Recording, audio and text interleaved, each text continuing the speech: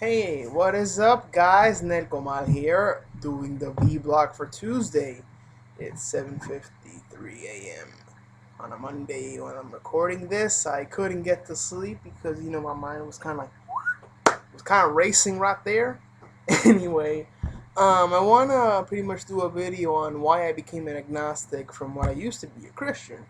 Because it's a video I've been wanting to do for a while now, because I wanted to pretty much explain as to why I became an agnostic and get away from that whole stereotypical thing that when a person leaves Christianity it's because, they want to party hardy and smoke a lot of weed and get a lot of high and do a lot of endless sex. That really wasn't why I left. I'll tell you why. So anyway, I pretty much for my early years from my childhood, sorry, yeah, from being from a kid all the way to early teen, I used to be a Catholic, but after my stepdad went to this Pentecostal place so he can get rid of his alcoholism and his drug problem, we became Pentecostal. It's like we didn't really have much of a choice, and I was like pretty much fit into that thing where, the at first I didn't want to do it. It was like, oh, the Catholics are worse, blah, blah, blah, blah, blah, blah, blah, blah. So I was like, okay, whatever, become Pentecostal. And at first it seemed like really good. They actually got to read the Bible, something that the Catholics rarely did. It wasn't just like sitting there like blah, blah, blah, and just getting up and just sitting down, blah, blah, blah, and then, like the Catholics like to do. It was just, like upbeat music and then followed by soft music, and then the sermon would take place. That was pretty much what was called the culto. I don't know how it's called in English. So the sermon would come on, and the guy would start preaching. La, la, la, la, la, la. He would start preaching like really loud and really like motivating, and that kind of got like pumped up. But even when I was going in, I started to see a lot of things that throughout the years until I actually left started to change my mind. Like, I remember one of the things that they actually said was, oh, you cannot judge because judging is bad and stuff like that. And that's not really true. You know, Pentecostals, I don't know if it's all the Pentecostals, but at least the Pentecostals here. The Pentecostals like to criticize the Catholics a lot. I mean, a lot. Like, saying stuff like, oh no, they added new books to the Bible, which is a sin. The women don't dress appropriately. I mean, women had like no fashion style at all. It was supposed to be like long ass ugly skirts with no makeup and no hairstyle, and that's how it's supposed to be. Not be like, makeup and pants and this and that. And the Catholics are, like they go to church on Sunday, and then after that, they don't do anything more holy, and they come to church on Sunday just to get like their religious up thing, and then like be bad people during the rest of the week. And I was like, oh, okay, yeah, that kind of makes sense. I started believing into all that. Another thing that like they like to do was the whole Holy Spirit thing. And I mean, I touched the cable because the last time I was doing this, the cable went off. And doing sort of like doing like this. And that was called like, dancing in the Holy Spirit. Like, oh shit, really cool. I want to do it. So they're like, oh no, you have to like really believe in it and pray a lot. So I was like, nothing. And when everybody was like doing that, I was like, they're like, go, get into the Holy Spirit, pray, like, but nothing. I'm literally pretty much not like doing anything and nothing happening. A few years later, I was like, you know what? I think I even told my brother this. You know him as Emily from my previous video. You know what? I don't think this thing actually exists. Really, I don't. I think what happens is that you get so pumped up and so motivated that when you're like this, you all kind of go. And it's not really like the Holy Spirit. It's just you letting your body go, moving. See, like I'm doing. I'm pretty much letting my body move on its own. So yeah, so years later, my mom and my stepdad, got separated. If this gets popular, I'll tell you guys why. It's an interesting story, by the way. Anyway, so I ended up moving on my own, and I actually started to still go to that. But at the same time, I was getting out of it. A lot of the main things was this whole diezmo thing, was this whole 10% thing, and I really saw that they busted your ass on this. You know, like 10% of your earnings, you had to give it to them, and even if you didn't want to, they would actually install fear tactics on you, like, oh no, you got to give 10% to God because God is owner of all the money and he gave you that money and you cannot steal from God. Stealing from God is bad. You know, it's because of God that you have all this. So are you stealing from him? And you kind of felt bad about that. But you were like, no, I don't want to give my 10% because I'm on a tight budget. They'll be like, sure. I mean, they'll be like, oh no, it's not that bad. I mean, it's like if you earn $1,000, you give $100. You still have 900. Yes, that may be the case, but it's $100. It's $100 fucking. I mean, I can be using that, I don't know, maybe to install a new part in my car, or maybe to something. It's still $100. At the end of the day, that's not going to God. That's just to pay the electric bill and to get more churches. And that's what it really was about. I also started to learn that these people care more about how many members and how many churches they had instead of actually teaching the actual word. At the same time, I also started to learn that they could pretty much make shit up just to keep people interested. You know, like this whole Pokemon thing. You know, that, oh, it's demonic. The three legendary birds, you know, Moltres, Zapdos, and Articuno, that they're like rituals. Like, what? And Pikachu's tail is really a demonic symbol? Are you kidding me? That's a thunderbolt. Oh, this, and that. All about, you know, Alakazam. The evolution thing. When in reality, Pokemon's evolution is based on the theory of Darwinism, people. Darwinism. I also started to learn that, you know what? These people only attack what's popular, so they can get new members and dump people up. I mean, why don't they attack Spawn? I mean, Spawn killed both God and Satan, and yet you don't see them criticizing that. So I was kind of getting smart throughout the years. Also, another thing that really changed my mind was this whole thing of this diezmo thing. I remember some guy in the park. He was also pissed off about that. Like, I remember he was like having a big rant against the Mormons. He was saying, "Oh no, man, I hate these religious idiots." You know, like you can see here a guy on the radio, and he's like, "Oh, God just spoke to me." What? Is God like has like some magical hotline or something that these people talk to him every day? And how about this 10% thing, this diezmo shit? I mean, you mean to tell me that these churches ask for this diezmo is because of God? When Jesus Christ himself actually came down to earth and he was a poor man? I mean, he actually even said it. The only thing he really has to his name are his sandals and his sheet that he sleeps in. What? That 10% thing doesn't make any sense. So I was getting smart. Like, yeah, he's kind of right. And then I started to actually realize, you know, that whole thing where like, oh no, I was walking all of a sudden from work and I saw this girl over there and God told me, give her money and you will feel better. And she will thank you. Be like, yeah, here, money. Like, oh yeah, thank you. You feel better. I'm like, yeah, that's your conscience. Or then you see a lot of people are like, oh no, I knew that if that person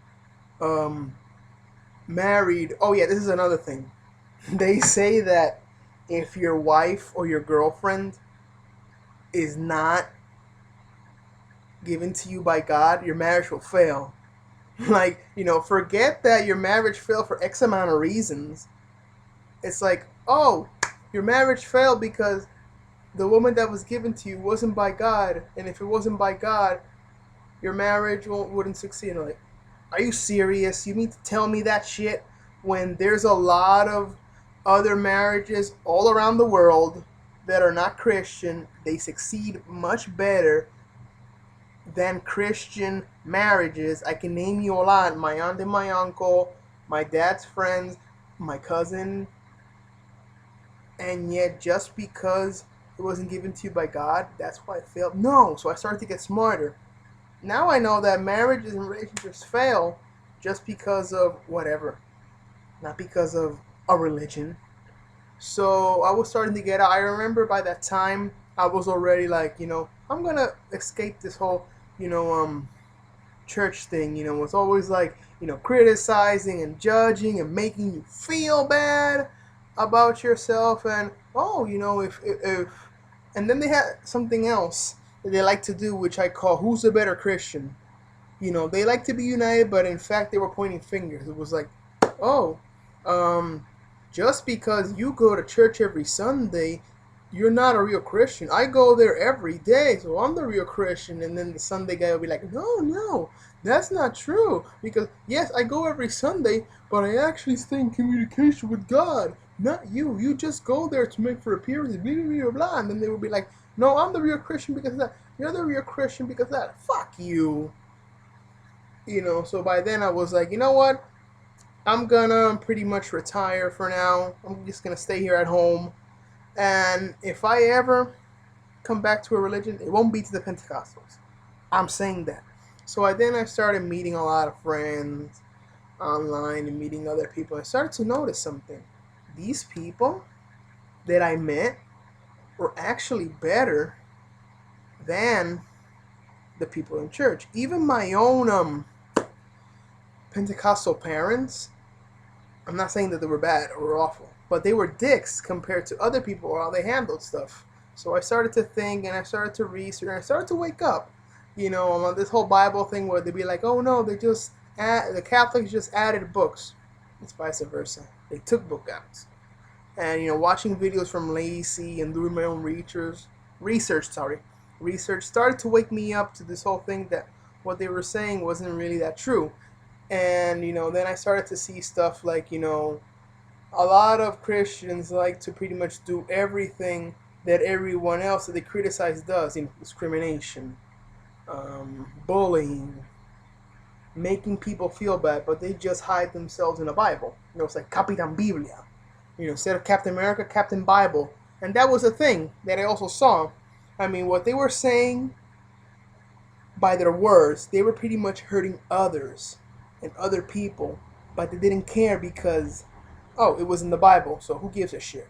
Like I remember there was this one guy preaching, he was giving like, oh no, it says that the earth's gonna fuck up.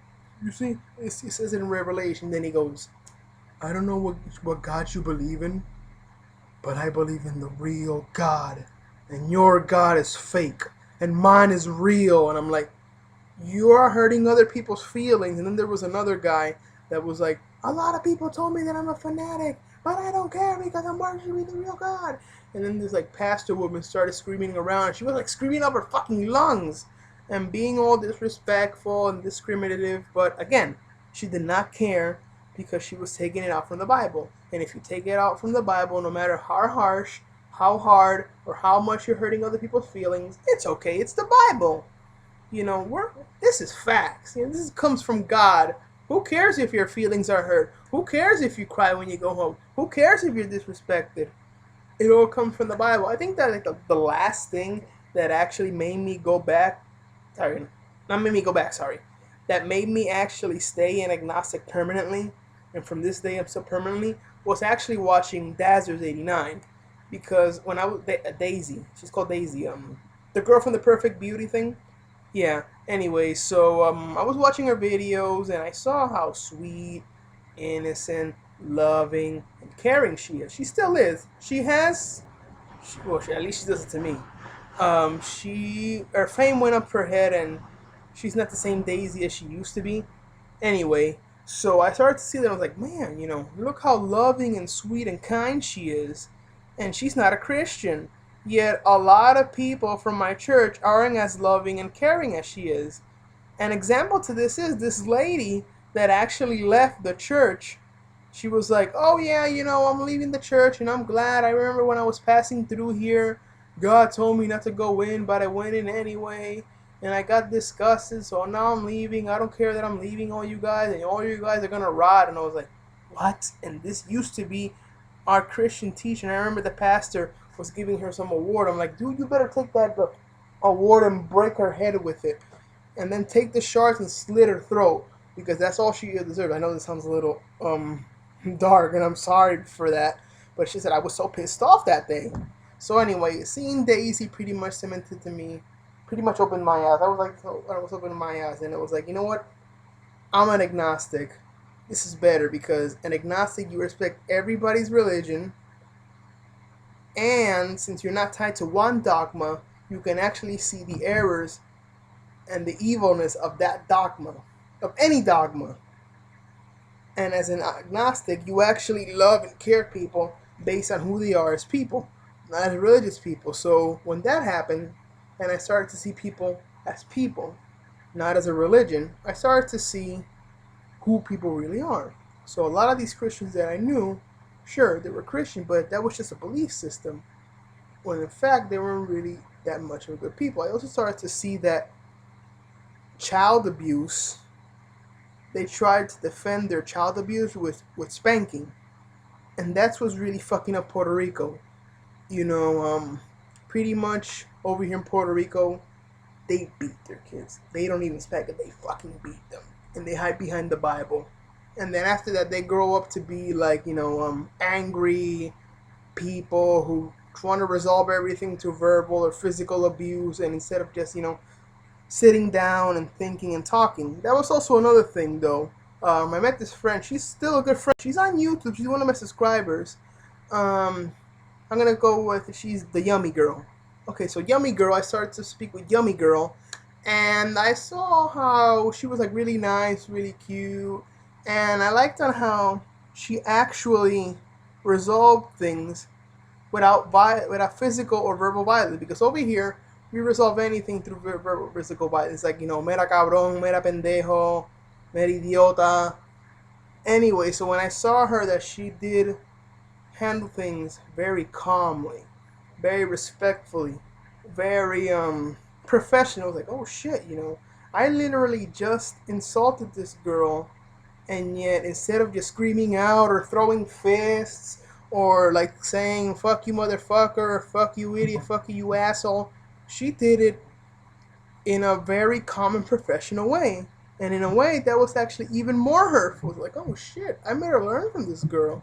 So throughout the years, I started to learn the whole, you only use violence when you're about to defend yourself, and just handle things very respectfully and calmly. And that is pretty much all that has happened until now. It's pretty much made me into the person I am right now. And I'm happy to say that being an agnostic has made me more of an open person.